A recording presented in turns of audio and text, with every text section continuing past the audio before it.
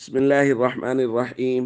عن عقبة بن الحارث رضي الله تعالى عنه قال: صلى أبو بكر العصر ثم خرج يمشي فرأى الحسن يلعب مع الصبيان فحمله على عاتقه وقال: بأبي شبيه بالنبي لا شبيه بعلي وعلي يضحك. رواہ البخاری۔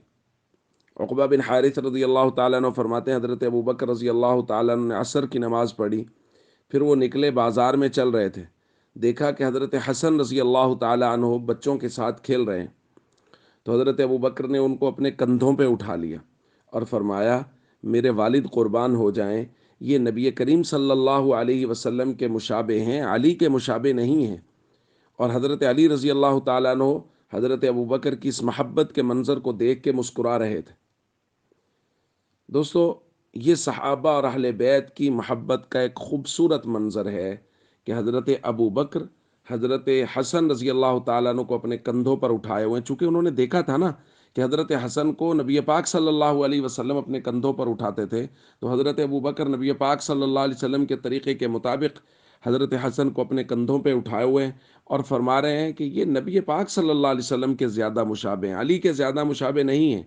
اور یہ منظر دیکھ کے حضرت علی رضی اللہ تعالیٰ عنہ مسکرا رہے ہیں۔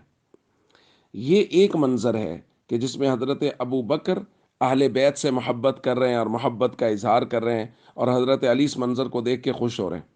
ایک دوسرا منظر بھی دیکھیے، محمد بن حنفیہ جو حضرت علی رضی اللہ تعالیٰ عنہ کے بیٹے ہیں، وہ کہتے ہیں: قلت لابی، میں نے اپنے والد سے پوچھا، یعنی حضرت علی رضی اللہ تعالیٰ عنہ سے، ای الناس خیر بعد رسول اللہ صلی اللہ علیہ وسلم، نبی کریم صلی اللہ علیہ وسلم کے بعد سب سے زیادہ بہتر شخص کون ہے؟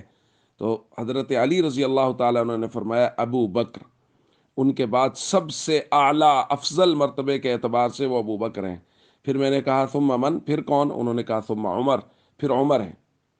یہ حضرت علی کی محبت کا منظر ہے۔